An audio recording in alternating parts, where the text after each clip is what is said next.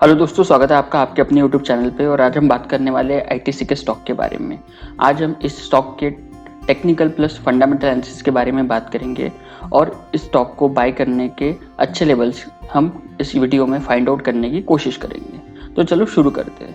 अगर आप इस चैनल पे नए हैं और आपने इस चैनल को अभी तक सब्सक्राइब नहीं किया है तो इस चैनल को सब्सक्राइब करना मत भूलिए और साथ ही में बेल नोटिफिकेशन का बटन दबाना भी मत भूलिएगा ताकि मेरे हर नए वीडियो की नोटिफिकेशन आपको मिलती रहे। आज है 12 सितंबर और आज आईटीसी का प्राइस 183.95 चल रहा है। इसने एक दिन में -1.51% के नेगेटिव रिटर्न दिए हैं।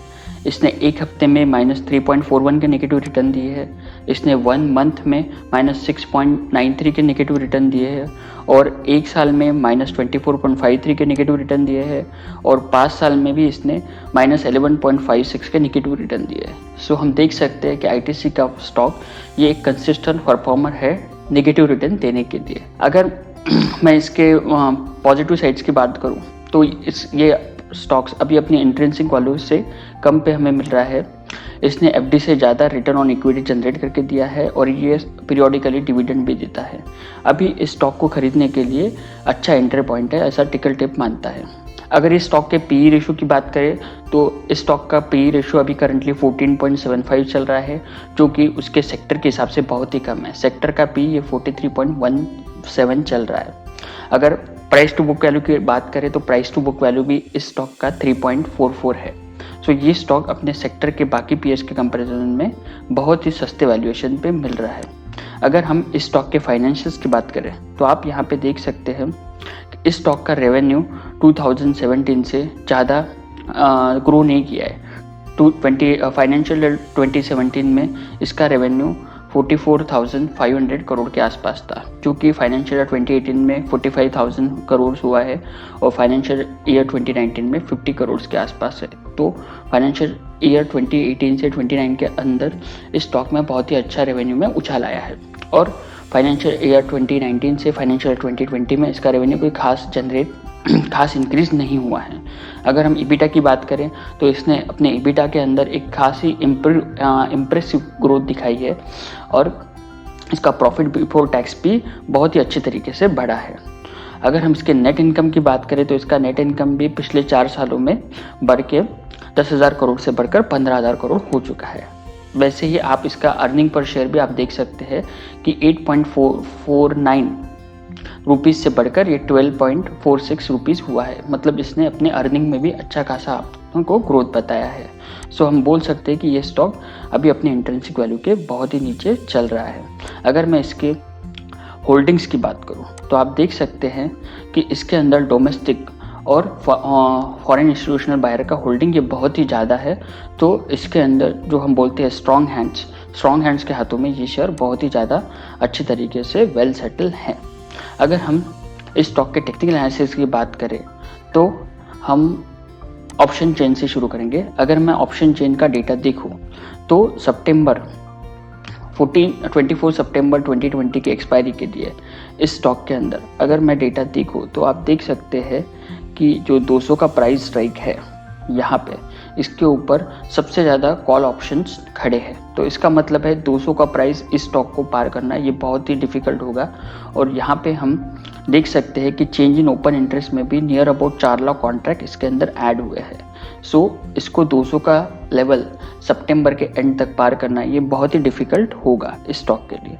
अगर मैं इस स्टॉक के नीचे के लेवल की बात करूं तो आप देख सकते हैं कि 180 के प्राइस के ऊपर 55 लाख कॉन्ट्रैक्ट खड़े हैं और 3 लाख नए कॉन्ट्रैक्ट इसके अंदर जुड़े हैं। तो मैं ये बोल सकता हूँ कि 180 के लेवल पर इसका बहुत ही अच्छा खासा सपोर्ट है, लेकिन यहाँ पे आपको इसका प्रीमियम कम होते नज़र आ रहा है। तो हो सकता है कि ये स्टॉक यहाँ से भी नीचे गिरे और 177 या फिर 170 इस प्राइस रेंज के आसपास आके ये स्टॉक सितंबर के एंड के एक्सपायरी तक आके रुके। अगर मैं इस स्टॉक के ट्रेंड के बारे में बात करूं तो आप देख सकते हैं हेकी निशी के ऊपर मुझे ये स्टॉक क्लियरली एक डाउनवर्ड ट्रेंड में दिख रहा है और यहाँ पे कोई भी रिवर्स के संकेत यहाँ पे हमें नजर नहीं आ रहे हैं। मैं इस स्टॉक के सपोर्ट और रेजिस्टेंस की बात करूँ तो आप देख सकते हैं कि ऑलरेडी ये स्टॉक 183 के प्राइस पे चल रहा है, जो कि अपने नियर टर्म सपोर्ट के आसपास है। 180 पे इसका सपोर्ट है। आप देख सकते हैं कि 180 के प्राइस पे आके इसने बहुत ही हाई वॉल्यूम दिखाए है पास के अंदर भी। सो आप देख सकते हैं कि ऑलरेडी अपने एक सपोर्ट के पास है। अगर ये स्टॉक यहाँ से गिरता है तो ये हमें 150 या 160 इस लेवल पे आराम से देखने को मिलेगा। अगर हम ऊपर की तरफ रेजिस्टेंस की बात करें तो ऑलरेडी 209 जो कि इसका इमीडिएट रेजिस्टेंस है अभी, और हाल ही के कुछ दिनों में हमने देखा है कि ये स्टॉक 209 210 के प्राइस पे जाके वहाँ से घूमा है। सो ये इसका इमीडिएट रेजिस्टेंस भी है।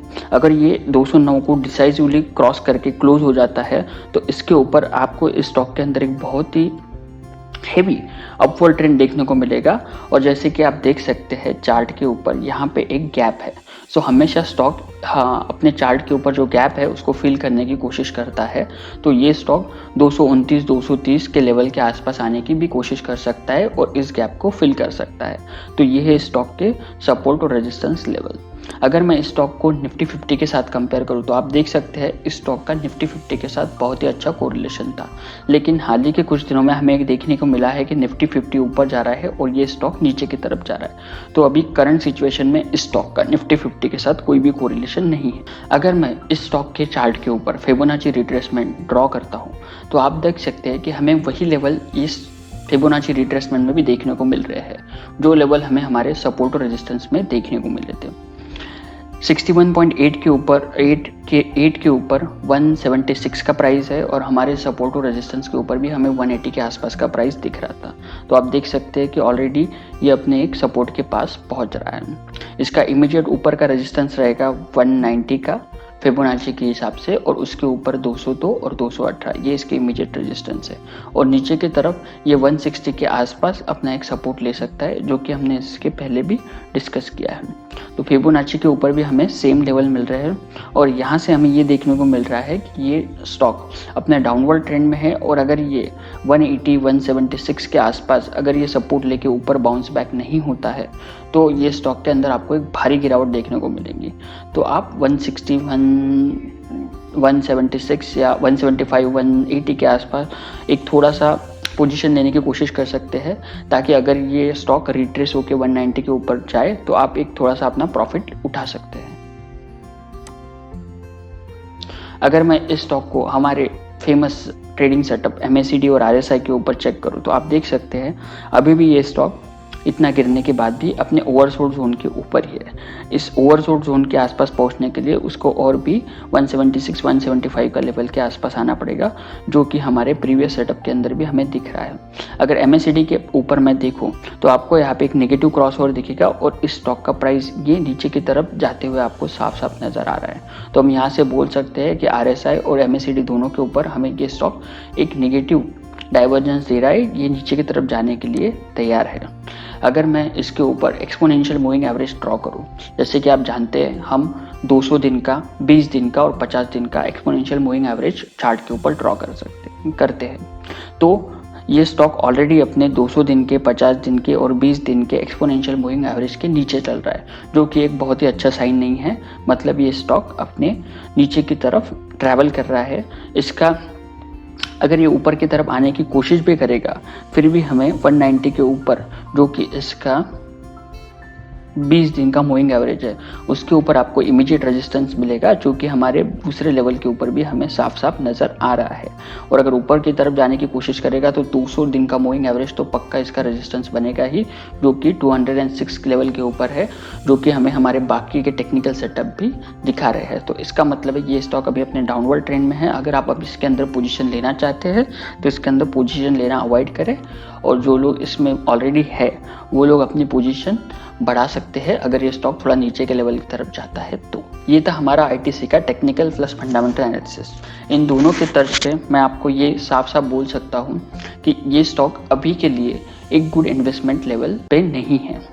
अगर आप इसके अंदर फंडामेंटल एनालिसिस के ऊपर ट्रेड लेना चाहते हैं या लॉन्ग टर्म के लिए इन्वेस्ट करना चाहते हैं तो ये स्टॉक बहुत ही अच्छे कम वैल्यूएशन पे आपको मिल रहा है।